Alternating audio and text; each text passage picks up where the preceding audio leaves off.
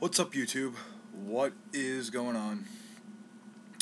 Another video today. I'm going to be diving more in depth to Wicca, how I did the other day. Some things we're going to be going over today is basic Wiccan principles, things like that. I'm going to be talking about circle casting today. I got my book out. I showed you this book last time. And, let me see here. Yeah. We're going to be talking about how to cast a circle. I don't know if you guys can see that properly. Yeah. How to cast a circle. So, circle casting. To which circle casting is very important. It's very important. It's when you're setting up a spell.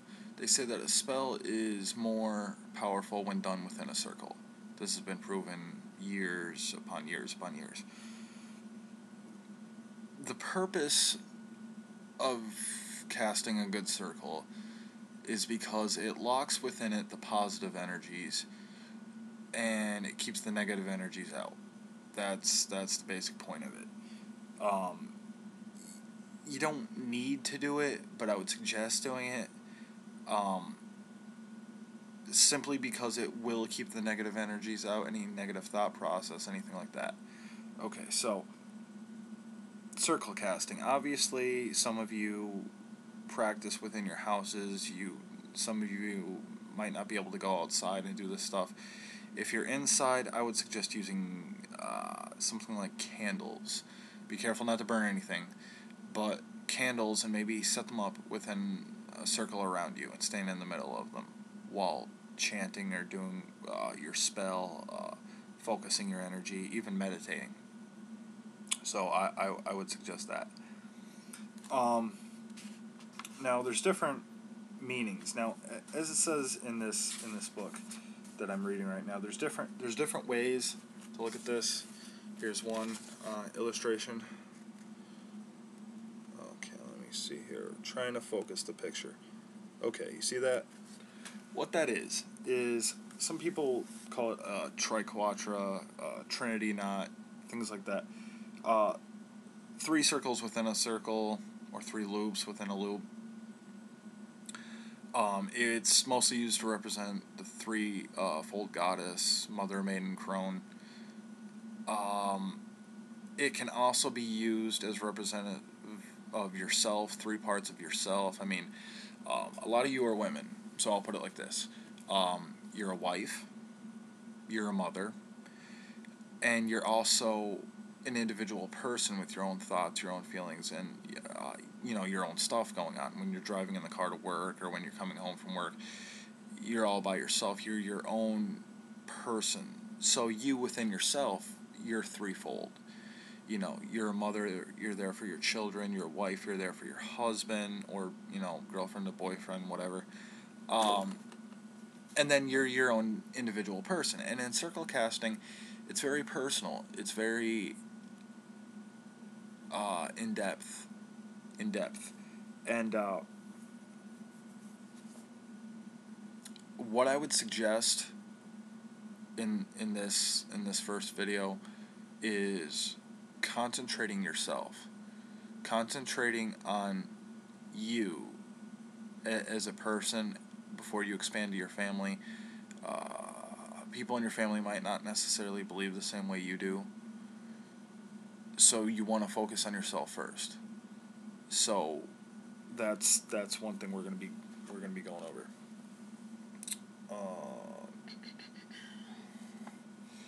Just give me a second here.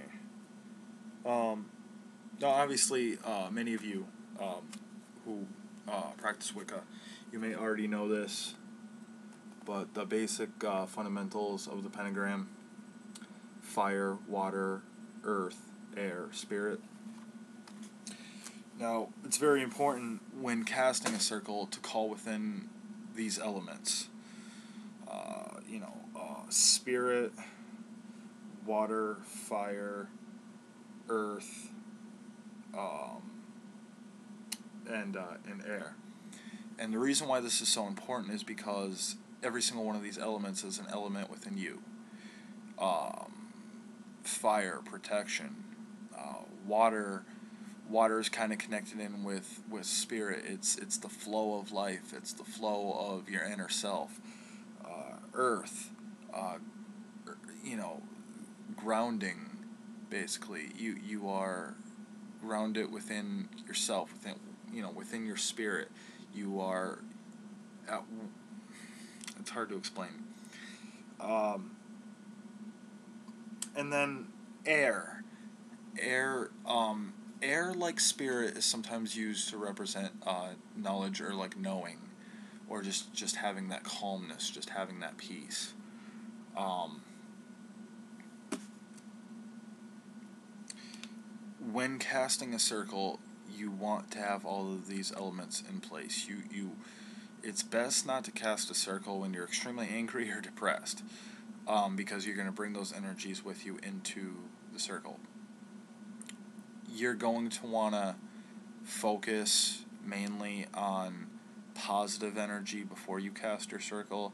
You're going to want to be at peace, preferably alone if there aren't any other believers around. I mean, Wiccan covens cast circles all the time as groups, but covens aren't as popular as they used to be. Most people are solitary practitioners, so I would suggest being alone. If your husband doesn't believe, if your children, they're doing their own thing, I would suggest practicing alone. Um, so, like I said, now I'm going to go over the principles of the witch, the basic principles of the witch. Most of you who are Wiccan will already know this. But it's to dare, to release, to connect, to conceive, to accept, to know, to believe, to will, and to be silent. Now that last one, to be silent, most people don't understand what that means. It means, basically what it means, they'll tell you all the time in Wicca, you don't want to go around telling everybody. You do not want to go around telling everybody, because you will run into people who not only react negatively to you, but they will react almost angrily towards you. To be silent, to keep it within yourself. And I mean, in spiritualism in itself, you do want to keep it to yourself. I mean, you're welcome to share it, but the majority of the time you do want to keep it to yourself because it's very sacred. It's very close to you. It's close to your heart. It's close to your spirit. You don't want to just throw those energies out to anybody. You need to be very, very careful who you tell and who you let into your life, because if they bring negative energies in, those are negative energies you are bringing into your life and into your spirit. This is going to be just an opener video to a bunch of videos I'm going to be doing from now on. So I hope this was helpful. This was video 1 on my Wicca study, and I'm going to be making loads more, so keep watching. But yeah, hopefully this was somewhat helpful. As I said, the book that I'm going on, if you're wondering, The Solitary Witch. So, if it's by Silver Ravenwolf. So if you want to pick it up, it's all within there. Those of you who have it, great. We could do an online study together. If you don't have it, you could run out to your local bookstore and get it. It's, I think, like $15. It's not that big of a deal. But if you don't have the book, you could even look it up online, and I would love very much to start a little chat. And if you guys want to comment on this video when I put it up, then we can even have a chat after the video. I should be online for at least the next 2 hours. So, yeah, let me know what you think. All right, peace and love.